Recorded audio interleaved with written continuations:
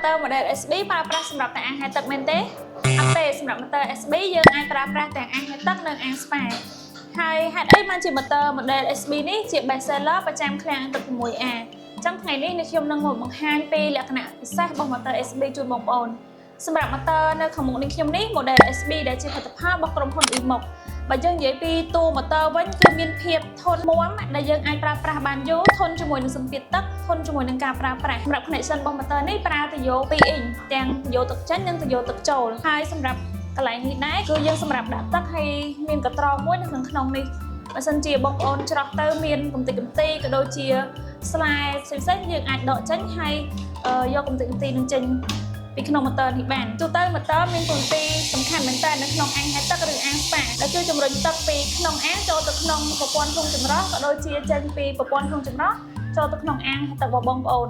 សម្រាប់ motor model SB នេះយើងមាននៅក្នុង stock ច្រើនខ្នាតចាប់ពី SB 10 SB 15 SB 20ហើយនិង SB 30តម្រូវទៅតាមអាងហែទឹករបស់បងប្អូនសម្រាប់ motor model SB នេះយើងមានក្នុង stock ទាំងភ្លើង220និងភ្លើង380ចឹងបងប្អូនអាចជ្រើសរើសបានរវាងភ្លើងទាំងពីរនេះហើយសម្រាប់ motor នៅខាងមុខនេះខ្ញុំនេះ model SB 10ហើយដែលមានកម្លាំងនៅក្នុងការជំរុញទឹក 19.5 ម៉ែត្រគីបនៅក្នុង1ម៉ោងអញ្ចឹងអាចប្រើប្រាស់សម្រាប់អាងស្ប៉ាអាងហែទឹកថ្នាក់កណ្ដាលក៏ដូចជាលក្ខណៈគ្រួសារបានអញ្ចឹងបើសិនជាបងប្អូនមានចំណាប់អារម្មណ៍ឬចង់ដឹងនៅព័ត៌មានបន្ថែមអាចតាក់ទងមកកាន់ page ឃ្លាំងទឹក 6A និងលេខទូរស័ព្ទនៅក្នុងវីដេអូនេះយើងកំពុងមាន promotion ចូលតម្លៃច្រើនទៅលើសម្ភារៈអាងហែទឹកគ្រប់ប្រភេទ